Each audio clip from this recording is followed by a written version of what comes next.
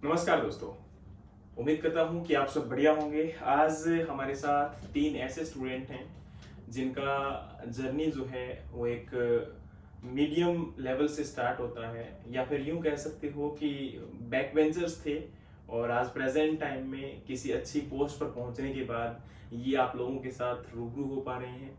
और अभी present time में मेरा इनसे डिस्कशन चल रहा है कि हम जब सक्सेस ग्रैब कर लेते हैं और सक्सेस ग्रैब नहीं करते हैं तो उसके बीच में क्या डिफरेंस होता है। यानी कि आपको भी पता है कि जब हम किसी भी एग्जाम की तैयारी करते हैं, किसी भी जॉब के लिए प्रिपरेशन करते हैं, तो उस टाइम पर बड़े नर्वस रहते हैं ना, बड़ा टाइम ऐसा लगता है कि पता नहीं क्या हो पाएगा। और जब हम जॉब लग जाते हैं तो लगता है कि यार ये चीज बहुत आसान थी।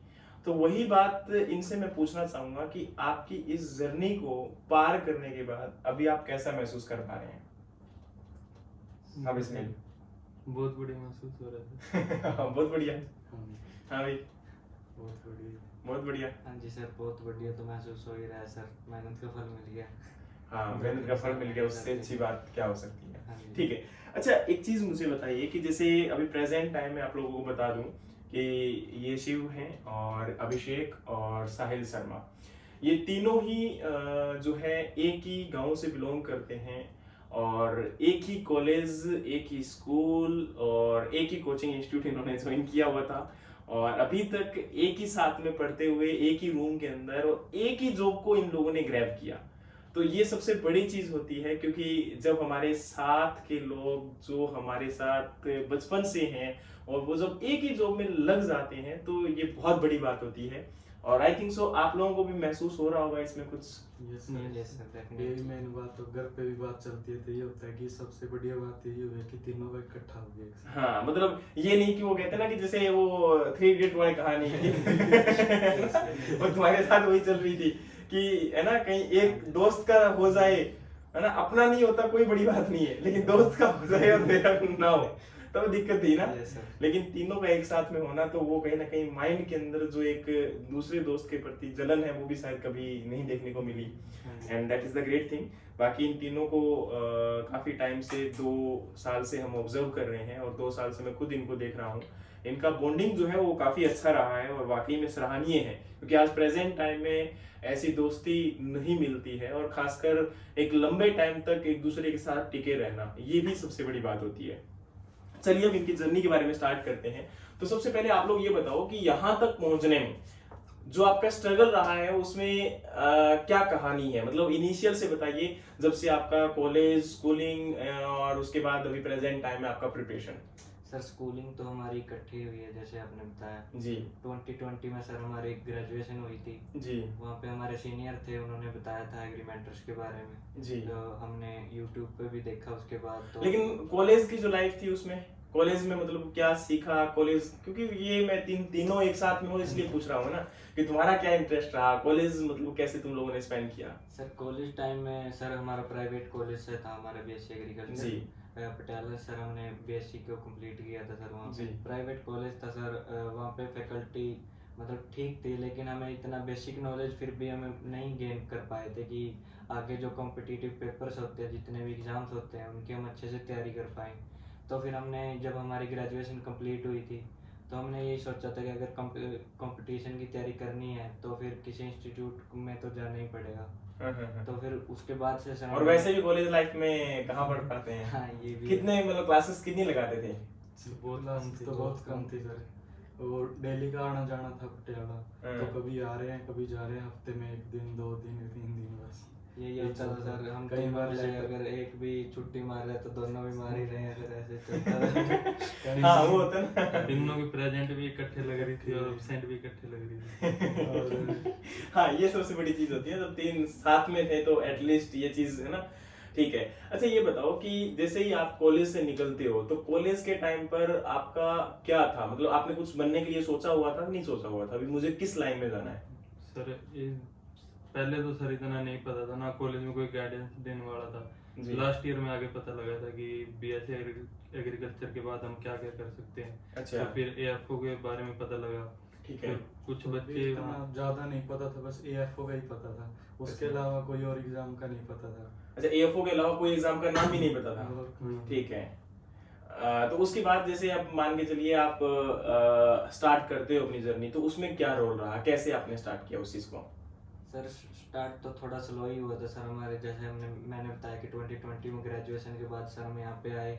तो आने के बाद सर उसका सिर्फ 1 ही महीना था, उसके बाद सर AFO का प्री था पेपर। ठीक है। हमने 1 महीने में सर प्री और मेंस का ही पढ़ा था, मतलब पहले कभी उसकी तैयारी तो की नहीं थी अच्छे से, जो कुछ भी हुआ जैसे कुछ भी हमने प्रेपरेशन करने के बाद से हमारा प्री तो निकल गया था सर, लेकिन जी। मेंस में हम नहीं अच्छा कर पाए थे। जी जी। तो फिर सर हमें उसका भी इतना कोई नेगेटिव इफेक्ट नहीं पड़ा था हम पे, क्योंकि हमें इतनी नॉलेज नहीं थी, लेकिन हम फिर भी हमें लगा कि मेंस में फिर भी हम अच्छे से स्कोर कर रहे हैं, कि कट ऑफ के पास तो एटलीस्ट हम जा पा रहे हैं। जी जी। तो फिर सर उससे हमारा कॉन्फिडेंस भी बूस्ट हुआ कि हम आगे डेफिनेटली सर अचीव कर सकते हैं बाहर गोल को। हाँ हाँ हाँ। तो फिर अब पूरे साल सर हमने मेहनत की अच्छे से सर, उसमें प्री निकला, मेंस निकला और इंटरव्यू लग उस तक भी सर हम तीनों इकट्ठे ही गए थे। हाँ तुम तीनों मतलब, हाँ याद है मुझे आज भी।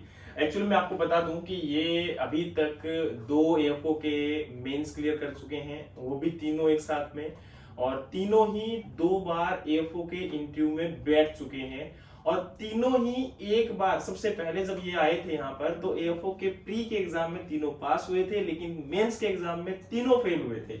और सबसे बड़ी चीज ये है, और अभी प्रेजेंट टाइम में इससे पहले जो एग्जाम आपके होते रहे हैं, जैसे हरियाणा ADO भी दिया था इन लोगों ने, और उसके बाद बाकी की देखो एक्चुअल में क्या होता है कि ऑफलाइन में जब हम किसी बच्चे के साथ जुड़े होते हैं, और खासकर 2-2.5 साल से जुड़े होते हैं, तो वो सबसे बड़ी चीज होती है। तो इन लोगों का इंटरेक्शन कुछ ऐसा था कि यहाँ पर ये पढ़ते हुए लगातार, क्योंकि 2 से 2.5 साल जब किसी बच्चे को साथ में देखते हैं, उसको यहाँ पर समझते हैं, तो काफी लंबे टाइम के बाद बच्चे भी समझ जाते हैं और उनके साथ एक इंटरेक्शन भी बहुत अच्छा बन पाता है। तो आई थिंक सो इनके साथ भी ऐसी कुछ बॉन्डिंग बन गई थी, तो एटलीस्ट इनको जानते हैं कि यहाँ पर रहते हुए किस प्रकार से ये लोग मेहनत भी कर रहे थे, लेकिन मेहनत से भाग भी रहे थे। वो दोनों बातें थी, है ना, क्योंकि जैसे ये लोग बंक की बात बोल रहे हैं, तो बंक तीनों एक साथ में होते थे, और कई बार ये बंक अगर एक ने मार लिया और 2 नहीं आ रहे हैं, तो जस्टिफिकेशन बड़ा अच्छा होता था इनका, है ना। तो वो चीज आज भी याद है। लेकिन सबसे बड़ी इंपॉर्टेंट चीज ये कि आप प्रेजेंट टाइम में जब सक्सेस ले लेते हैं, तो सारी बातें, क्योंकि मैं बार बार आप लोगों को बहुत बार यूट्यूब में भी बोलता हूँ कि जब तक सक्सेस नहीं मिलती है तभी तक कहीं ना कहीं हमारी सारी कमियां दिखती होती हैं, लेकिन जैसे ही हम लोग सक्सेस को ग्रैब कर लेते हैं, हमारी सारी कमियां छिप जाती हैं। सही बोल रहा हूं मैं यहाँ पर? ठीक है। तो अब आप लोग ऐसा बताओ कि आपका जो फेलियर फेज था, जब आपने 2 से 2.5 साल के अंदर जॉब नहीं लिया था, उस टाइम पर आप लोगों को कैसे लगा, कैसे आप लोग फील कर पा रहे थे कि क्या होगा क्या नहीं होगा, नेगेटिविटी कितनी थी, और इस नेगेटिविटी के अंदर आप लोग कैसा फील करते थे? सर नेगेटिविटी तो बहुत आ रही थी स्टार्टिंग से ही, जब फेलियर मिल रहे थे लगातार तो नेगेटिविटी तो आ ही गई थी। पर सर जैसे कि तीनों इकट्ठे थे, एक दूसरे को मोटिवेट भी करते थे। मैंने तो सर जैसे एक बार प्लान भी बदल लिया था अपना कि अब मैं ये एग्रीकल्चर फील्ड छोड़ ही देता हूँ, मैं PO में चला जाता हूँ। मैं आपके पास आया था सर, फिर पापा ने आपसे बात की थी कि ये ऐसे ऐसे फील्ड चेंज करा, फिर आपने उनको बोला कि नहीं इस साल इसको एग्रीकल्चर में ही रहने दो। हाँ तो उस साल, उस टाइम पर, ये पिछले साल की बात है। पिछले साल की बात है। तो सर फिर मैं दोबारा इसी में बैठ गया AFO में। हाँ। तो दोबारा एग्रीकल्चर पढ़ी, अच्छे से पढ़ी और आज मिल गया। चलो AFO नहीं तो कम से कम FCI, Yes, है ना, ये सबसे बड़ी चीज है। ठीक है। हाँ भाई, आप लोग? ऐसे ही चल रहा था। एक बार तो जब सेकंड टाइम ये था, अच्छे से तैयारी करके दिया था, तो कुछ पॉइंट से ओवरऑल रह गया था। तो AFO, तो उस टाइम हमने ये भी सोचा था कि अभी बाहर जाने का ट्रेंड चल रहा है, हाँ। तो क्यों ना आइलेट्स कर ले। बहुत बार ऐसा सोचा कि चलो करके चलते हैं बाहर, यहाँ तो ऐसे ही चलते हैं। हाँ जी शिव। सर नेगेटिविटी तो काफ़ी आई थी, लेकिन सर बाद में खुद को भी संभाला सर। ये इन्होंने अपना फिर से ये दोबारा से मतलब एग्रीकल्चर को इन्होंने चूज़ किया कि जब यहाँ तक आ ही गए हैं हम कर ही सकते हैं, तो अगर पॉइंटों में बात रह रही है तो 1 साल में तो डेफिनेटली सर हम इम्प्रूव करेंगे। तो इससे सर हमने सोचा कि दोबारा से ट्राई करना चाहिए हमें, तो फिर हमने सर ट्राई किया।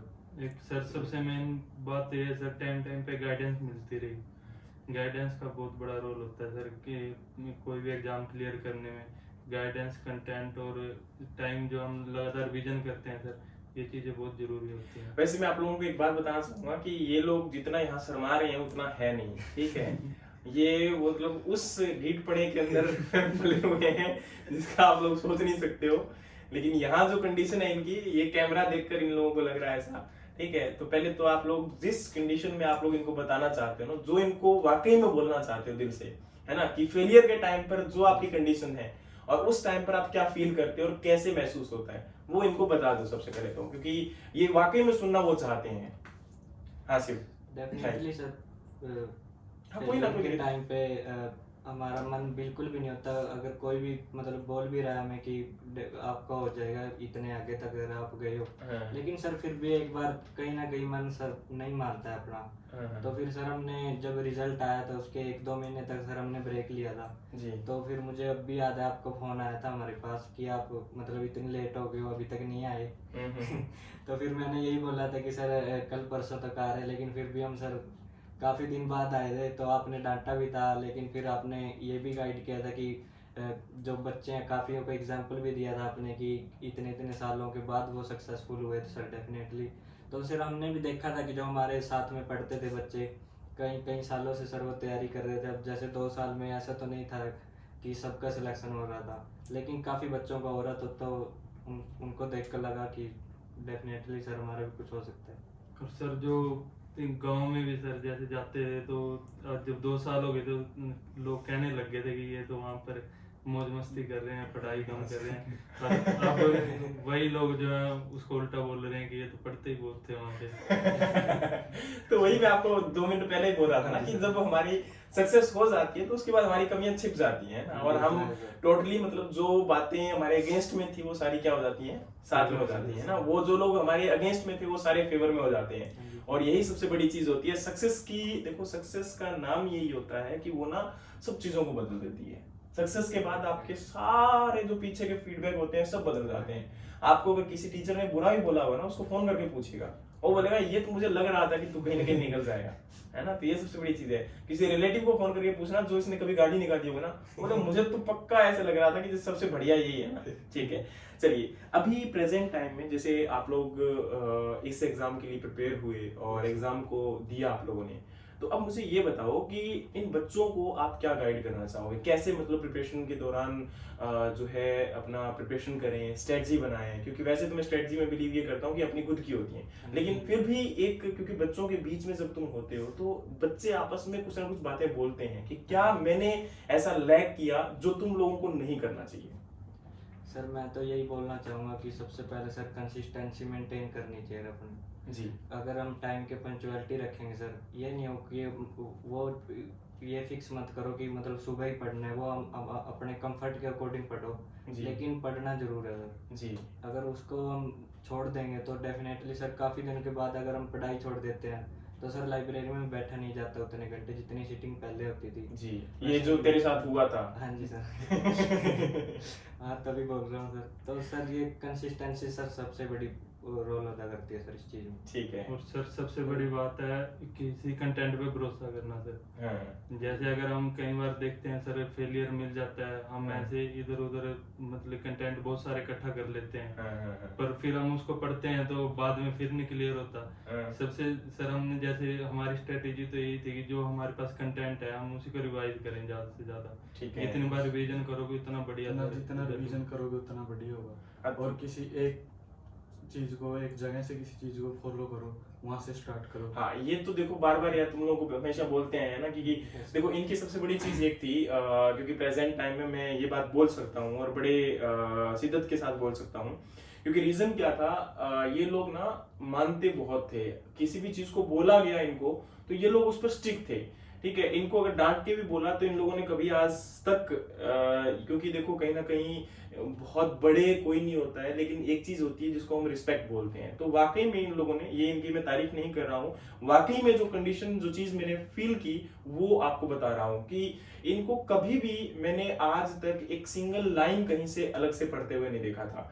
और हमेशा मैं इनके सामने सबसे बड़ी चीज ये थी कि सोर्सेस ओपनली रखता था कि ये सोर्सेस है, इन सोर्सेस को हम अगर फॉलो करते हैं तो ये खुद भी बता सकते हैं कि हमेशा इनको बताते रहा हूं कि ये जो सोर्सेस हैं अगर तुम फॉलो भी करना चाहते हो तो इनको कर सकते हो, नॉट ए बिग डील। लेकिन तुम्हें यहां भी ये मिलेगा, कंपैरिजन भी मैंने करवाया, क्योंकि देखो प्रेजेंट टाइम में अगर हम बच्चे को या फिर आप लोगों को कंपैरिजन अगर नहीं करवाते हैं तो फिर हम गलत हैं। लेकिन मैंने इनको कंपैरिजन करवाकर ऑफलाइन में जब भी बच्चे आते हैं तो मैं कंपैरिजन पूरा करवाता हूं उनको। सबसे बड़ी चीज यही है कि आपको कंपैरेटिवली बताया जाता है कि क्या है क्या नहीं है, और यही चीज इन लोगों ने फॉलो भी की कि एक कंटेंट के ऊपर इन्होंने आई थिंक सो एग्रीमेंटर्स के कंटेंट के अलावा एक सिंगल पेज भी नहीं पढ़ा था। मैं ये नहीं कह रहा हूं कि तुम लोग एग्रीमेंटर्स को फॉलो करो, मैं ये कहता हूं कि तुम जहां भी हो, जिस भी कंडीशन में हो, जो भी चीज पढ़ रहे हो उसको ही पढ़ो, उसके अलावा बार बार चेंजेस मत करो। अपने आप में बिलीव रखो, अपने आप की कंसिस्टेंसी को मेंटेन करो, ये सबसे ज्यादा इंपॉर्टेंट है जो इनकी भी बातों से आप लोग ऑब्जर्व कर रहे होंगे। ठीक है, इसके अलावा शिव मैं तेरे से पूछना चाहूंगा क्योंकि सबसे ज्यादा सीरियस इनमें से तू था, है ना, क्योंकि प्रेजेंट टाइम में इनका लीडिंग जो था ना वो क्राइटेरिया वो यहाँ से स्टार्ट होता था। ठीक है, तो आप में से भी बहुत सारे दोस्त आपस में होते हैं, तो कभी भी लीडर को अगर चूज करना हो तो कुछ ऐसा होना चाहिए। तो यहाँ पर ये जरूर एक लीडर था और वाकई में ये अपने आप में उस कंडीशन को रिप्रेजेंट भी करता था। जी सिर्फ तो आप ये बताओ कि जैसे आप दोस्तों के बीच में होते हो तो बहुत बार ऐसा होता है कि मन नहीं करता पढ़ने का, और उस टाइम पर हमें क्या मतलब एक प्रेजेंट टाइम फॉलो अप करना चाहिए? क्योंकि देखो मैं कभी नहीं कहता हूँ कि आप लोग जैसे कुछ भी बच्चे होते हैं कई बार कुछ अलग करते हैं या फिर मूवी देखने जाते हैं या फिर हम कहीं घूमने के लिए जा रहे हैं, तो उस कंडीशन में आप क्या रिकमेंड करना चाहोगे? इनकी क्या सजेशन होना चाहिए आपकी तरफ से? सर मैं तो यही कहना चाहूँगा कि अपने टीचर्स के साथ सर बात कर सकते हो आप, अपने घर वालों के साथ आप बात कर सकते हो, या फिर कोई आपका अच्छा दोस्त है हाँ जो आपको मतलब जिसके साथ आप बात करके अच्छा महसूस करोगे, जी तभी हो पाएगा सर। क्योंकि हम कई बार मैंने बच्चों को भी देखा है, यहाँ पे भी देखा है, वो ये देखते हैं कि मतलब और की अगर किसी दूसरे स्टूडेंट्स के मार्क्स अच्छे आ रहे हैं, बस वो देखते हैं अपनी तरफ देख के ये बोलते हैं कि हमारे कम आ रहे हैं, ये नहीं देखते कि क्यों कम आ रहे हैं। बस उसी वजह से वो नेगेटिविटी ले जाते हैं और सर वो आगे काम ही नहीं मतलब कर पाते। तो ये सबसे बड़ी प्रॉब्लम लग रही है सर मुझे। हाँ बिल्कुल, जैसे फॉर एग्जांपल किसी के नंबर अगर कम आ गए तो वो दूसरों को देखता है कि इनके ज्यादा है, लेकिन अपने आप की इम्प्रूवमेंट को कभी फॉलो अप नहीं Yes, करता। ठीक है, हाँ हाँ ये बिल्कुल। ये सर अगर हम अपनी कमियों पे सर काम करेंगे तभी दूर हो पाएंगे सर। मुझे आज भी याद है सर, जब मैंने यहाँ पे आके पहली बार सर मैंने मॉक टेस्ट दिया था यहाँ पे, तो मेरे -3.25 मार्क्स थे तो सर डेफिनेटली सर उस चीज़ का फर्क पूरा पड़ता है सर। अगर हम मेहनत करेंगे तो उसका फल कहीं ना कहीं जाके जरूर मिलेगा। बिल्कुल बिल्कुल, देखो यार बैक बेंचर्स होने के बावजूद और क्लास में सबसे ज्यादा मिस करने वाले भी, और है ना जिसको आप बंक कह सकते हो, और दूसरी बात यहाँ भी आने के बाद इनिशियल में मेहनत करके पहले ही अटेम्प्ट में प्री निकालना, फिर मेंस का ना होना, मोटिवेशन आना, फिर 2 साल तक कुछ भी ना होना, एक लगातार मतलब बार बार एक वर्ज पे जाके कोने पे जाके फेलियर होना, और उसको रिकवर करके वापस से पढ़ाई स्टार्ट करना, ये आसान नहीं होता है किसी भी स्टूडेंट के लिए। मैं आपको बार बार बोलता हूँ कि भाई हर चीज आसान अगर इतनी होती, क्योंकि अगर कंपटीशन इतना ही आसान होता, चाहे आज यूपीएससी नहीं जितने भी एग्जाम है सब टफेस्ट है, क्योंकि वैकेंसी लगातार कम हो रही है। तो अच्छा, लगातार अगर वैकेंसी कम हो रही थी, जैसे आप लोगों ने भी ऑब्जर्व किया था ना कि कोई पोस्ट अगर 10 आती थी, कोई पोस्ट 1 आती थी, तो उस टाइम पर क्या लगता था? टाइम पर ये लगता था कंपटीशन बहुत ज्यादा, 10 पोस्ट में हमारा क्या कहाँ नाम आएगा तो सर हमें तो एक ही चाहिए ना पोस्ट, चाहे पोस्ट 10 हो चाहे 100 हो, हमें तो एक ही चाहिए। अगर हम लगातार उसकी प्रिपरेशन करेंगे, उसके लिए उसके सिलेबस के अकॉर्डिंग पढ़ेंगे तो डेफिनेटली सर मिल सकते हैं। हम तो यही कहेंगे कि कितनी भी पोस्ट आओ, 1 आए 10 आए कितनी भी आए, तो सभी एग्जाम को फिल करो।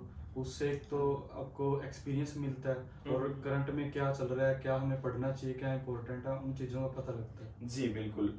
तो वैसे अगर हम बात करें तो सबसे ज्यादा बेनिफिट अपनी प्रिपरेशन के दौरान आपको किन किन चीजों से हुआ, क्या क्या आपने किया जिससे, क्योंकि अब देखो एक कहते हैं ना कि ओवरऑल निचोड़ जिसको हम लोग बोलते हैं, तो आपने प्रिपरेशन में कैसे कैसे स्टेप्स को फॉलो किया? जैसे हम लोग बोलते हैं ना कि भाई मैंने नोट्स बनाए, मैंने कुछ और, है ना, जो भी आपके माइंड में, क्योंकि देखो मैं बोलूंगा तो आपके माइंड वही चला जाएगा। आप अपनी तरफ से बताओ, तीनों अलग अलग बताओ कि आपने क्या क्या किया था, क्योंकि देखो वैसे तो तीनों जानते हो अच्छे से, लेकिन फिर भी आप बताओ उस चीजों में। मैंने ऑब्जर्व किया था, जैसे मैं पहले प्रिपरेशन स्टार्ट की थी जी। तो उस टाइम क्या हुआ, जैसे हम एक सब्जेक्ट पढ़ रहे हैं तो इसमें काफी सब्जेक्ट हो गए लाइट मिला के। एक सब्जेक्ट पढ़ा तो 2 दिन बाद क्या हुआ, दूसरा सब्जेक्ट उठाया, पिछला साफ हो गया जी। क्योंकि इसमें डाटा बहुत ज्यादा होता है, वास्ट सब्जेक्ट हो गया एग्रीकल्चर। तो मैंने नेक्स्ट ईयर क्या किया कि जो पॉइंट्स, डाटा के पॉइंट्स थे, छोटे छोटे पॉइंट थे, कुछ इंपॉर्टेंट पॉइंट थे जो हम बार बार भूल रहे थे, सिर्फ उनको लिख लिया अलग से पेज पे। ठीक है। तो जैसे सुबह टाइम मिला आधा घंटा, वो पेज रिवाइज कर दिया, स्टिक नोट बना लिए, उनके ऊपर लिख लिया। तो जब भी सुबह आता था लाइब्रेरी, वो ऐसे चिपकाए हुए थे, आधा घंटा उनको दे देता था। तो जो मुझे पहले रिवीजन में टाइम 1.5 घंटा लग रहा था, तो इस टाइम मुझे टाइम आधे घंटे में पूरे सब्जेक्ट का रिवीजन हो चुका था। ठीक है, बढ़िया। आप? हाँ जी सर, और जो हम जैसे हम नोट्स खुद के बनाते हैं सर, वो भी अगर हम तीनों भी ग्रुप डिस्कशन भी करते थे, वैसे भी जो भी बातें करते थे, कोई भी टॉपिक उठा लिया सर, जैसे अगर किसी टॉपिक का मैंने नोट्स बना रखे हैं तो मैं इन दोनों को वो चीज बढ़ा देता, तो मेरी भी वो पक्की हो जाती थी और इनका भी कुछ ऐसे बांट के पढ़ लेते थे, ये टॉपिक तू अच्छे से प्रिपेयर कर ले, ये तू कर ले, इसके नोट्स बना ले। ठीक है। तो ये आपस में पढ़ लेते थे, टाइम बच जाता था। टाइम भी बच जाता था सर, और जल्दी से मतलब याद भी हो जाती थी चीज। ठीक है। हाँ सर जैसे मेंस के टाइम में हम सर ऐसे डिस्कशन करते थे मेन तो, और सर जो प्रिपरेशन के दौरान सर ऐसे था कि अगर मैं अपनी बताऊं तो सर जैसे मैं पढ़ रहा हूँ, अगर मैं अपने खुद से पढूं तो सर मैं इतना ज़्यादा कवर नहीं कर पाता। अगर जैसे आप बाउंडेशन लगा देते थे कि ऐसे ऐसे पढ़ो, इतना होना चाहिए, उसके बाद टेस्ट होगा, अगर वैसे पढ़ रहा था तो सर ज़्यादा कवर भी हो रहा था और अच्छा रिजल्ट भी मिल रहा था। तो सर मेरे अकॉर्डिंग ये है कि जैसे हम अगर अपनी तरफ से पढ़ते हैं ना तो इतना ज़्यादा नहीं पढ़ पाते हैं, अगर हमारे ऊपर बाउंडेशन हो तो हम थोड़ा ज़्यादा कवर कर सकते हैं। ठीक है। कम टाइम में। अब मुझे एक चीज और बताओ, जैसे हम टेस्ट देते हैं और टेस्ट के दौरान क्या होता है कि नंबर कम भी आते हैं, ज्यादा भी आते हैं। तो टेस्ट के अकॉर्डिंग आपको क्या लगता है कि भाई टेस्ट से कितनी प्रिपरेशन हुई, टेस्ट ने क्या हेल्प किया, टेस्ट की कहानी क्या रही, क्योंकि आप उससे क्या सीख रहे थे? सर टेस्ट से जब अगर हमको एक बार टारगेट मिल गया सर, हमने वो पढ़ लिया एक बार, तो सर हमें लगेगा कि हमने पढ़ लिया है। लेकिन सर टेस्ट का ये बेनिफिट होता है कि हमें एक्चुअल में पता लगेगा कि हमने उस कॉन्सेप्ट को कितना अंडरस्टैंड किया है। ठीक है। उससे ही सर हम अपने आप को एनालाइज कर पाते हैं सर। जो हमने पढ़े हुए में जो हम गलतियां करते हैं तो वहाँ सुधारने को, टेस्ट देने के टाइम सुधरने को मिलती हैं, मौका मिल जाता है उसको एनालाइज करने के बाद। और अगर कुछ नई चीजें अभी आ रही हैं तो उनका भी हमें टेस्ट में वो चीजें कवर हो जाती हैं। ठीक है।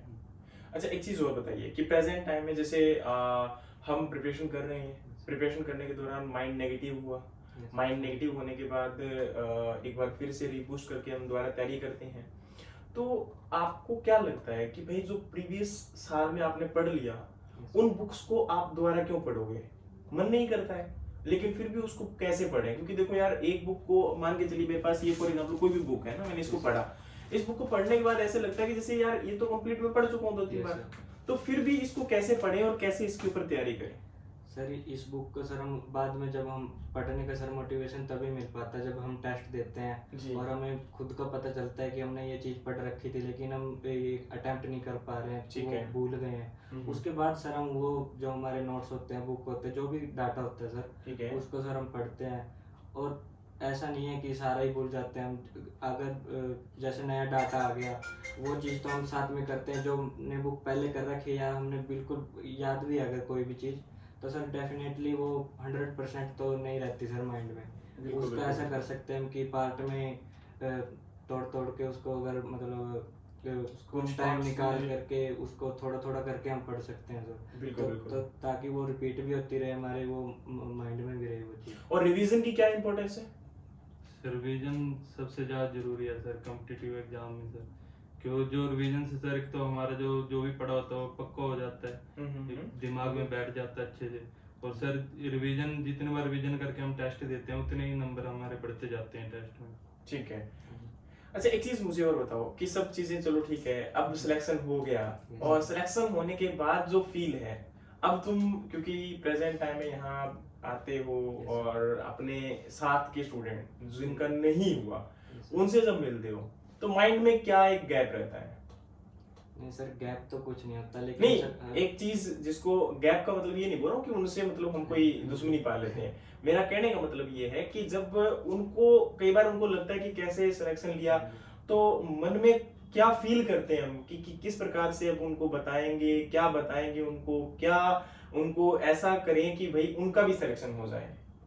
सर हम यही बताते हैं कि जैसे सर हम खुद का भी जैसे 2-3 साल हो गए थे सर प्रेपरेशन करते हुए, जी तो सर एक बार एक बोझ सा बन जाता है सर माइंड पे कि अब हो नहीं रहा, इतनी प्रेपरेशन भी कर ली, उसके बाद भी नहीं हो रहा, तो आगे क्या ही होगा। जी जी तो मैं उनको यही बोलना चाहूँगा सर, अगर हम मेहनत करेंगे तो कहीं ना कहीं उसका बेनिफिट हमें सर ज़रूर मिलेगा, किसी न किसी दिन तो ज़रूर मिलेगा।